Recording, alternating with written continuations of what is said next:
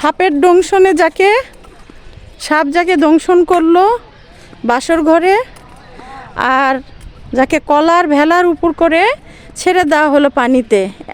খুব একটা বেশি ইতিহাস জানি না, এইরকমই মোটামুটি বলতে পারেন।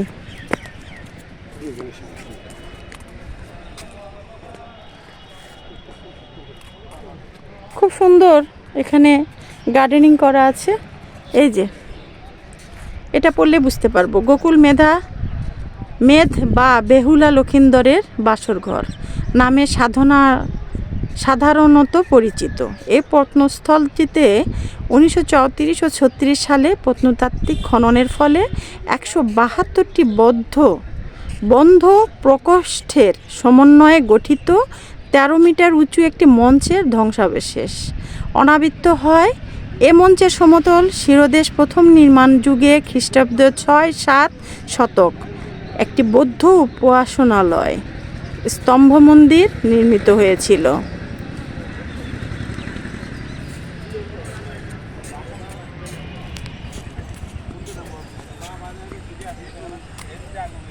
এটা কি মানে সাধনা করতো মনে হয় না?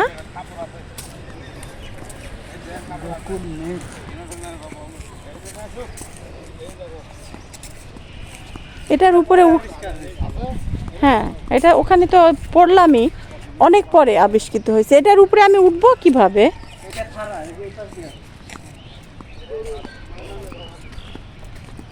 তো সবাই দেখে নামছে আর আমরা উঠবো।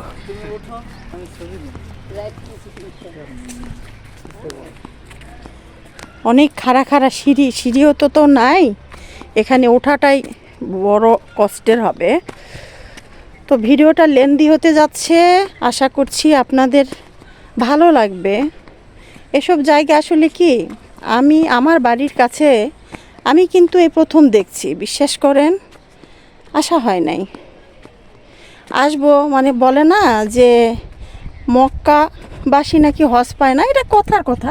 এখানে আমি উঠবো কিভাবে? অনেক উঁচু এখান থেকে। তো যাই হোক, কষ্ট করে অনেক কষ্ট। দেখেন, আপনাদের জন্য কিন্তু কষ্ট করছি। মাথা ঘুরতেছে।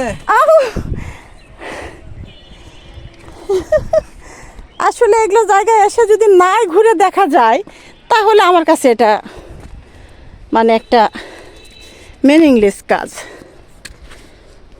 আসলামই যখন 100 কতটা, হ্যাঁ সব ঢুকছে, বুঝলাম না। এতগুলো কক্ষের মধ্যে বেহুলার কোন কক্ষে আছে সবটাও টের পাইছে। হ্যাঁ, লক্ষিন্দর কোন ঘরে আছে সেটা টের পেয়ে তাকে দংশন করলো নাকি? বুঝতেই পারতেছেন কত দূর আসছি। ওই যে নিচু থেকে দেখালেই বুঝতে পারবেন। দেখেছেন, অনেক উঁচুতে উঠেছি। ও এই তো, এই যে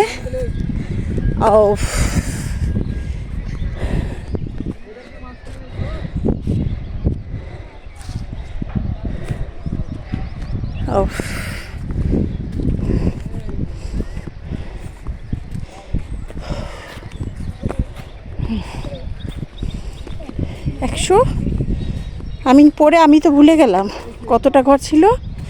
100 কতটা কক্ষের সমন্বয়ে। হ্যাঁ,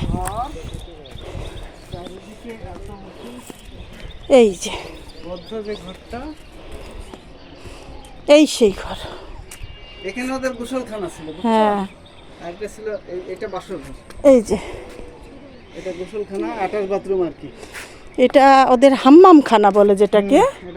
এটা হাম্মাম বেহুলা লক্ষিন্দরের। আর এটা ছিল ওদের বেডরুম। আর ওইটা তো বৈঠকখানা, আমরা সবাই জানি।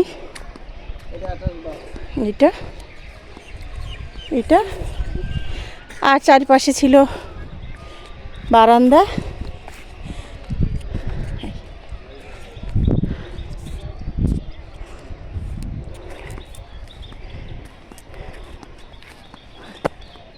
চতুর্দিকে করিডোর দ্বারা বেষ্টিত ছিল। পরিবেশটা দেখেন না কত সুন্দর, মনোরম পরিবেশ। তো এই তো আমার তো এই বেহুলা লক্ষিন্দরের হাম্মামখানাটা দেখে এই আধুনিক যুগেও মনে হয় এইরকম একটা সুন্দর চিন্তাধারার হাম্মামখানা ভালোই লাগছে। আসলে ভাবতে কেমন লাগে না, সব কিছুই আছে, সে ব্যক্তিগুলো বা সে মানুষগুলো নেই, আর সব কিছুই আছে। এমনকি একটা ইট পাথর কাঠ দিয়ে তৈরি তাদের আসবাবপত্র, তাদের রুম, তাদের ঘর, তাদের সব কিছু আছে, কিন্তু তারা নেই। এইরকম সব কিছুই এক সময় ইতিহাস হয়ে যায়। তো এই তো নেমে আসলাম, এটা তাদের করিডোর, এইটা হলো তাদের শোবার ঘর, বৈঠক মানে মেন বেডরুম, আর ওইটা ছিল হাম্মামখানা। আর মাটি থেকে কতটা উঁচুতে সেটা আমি আবারও একবার দেখাই। এই যে দেখতে পাচ্ছেন তো। এখন আমার কিন্তু টেনশন হচ্ছে আমি নামবো কিভাবে। পুরা এই সুপুটা ধরেই মানে এই উঁচু এই পাহাড়ের ঘেঁষেই কিন্তু বিভিন্নভাবে বিভিন্ন আকৃতিতে ছোট ছোট কামরা আছে। আর 100 কতটা বললো ওখানে, 100 কতটা ছিল যেন 71 না 73 না যে এরকম একটা সংখ্যা রুম আছে, সেটা দ্বারা বেষ্টিত ছোট ছোট। ওটা হলো ধ্যানের মনে হয় না, অধ্যাবসায় বললো না ওখানে, ধ্যান করতো।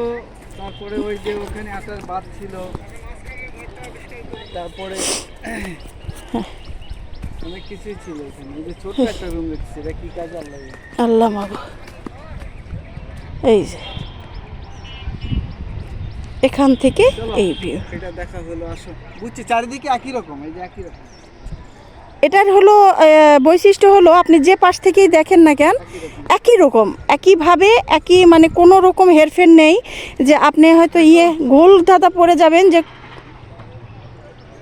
যে পাশ থেকেই ওঠেন ঠিক সে পাশে একই রকমের ডিজাইন দ্বারা বেষ্টিত।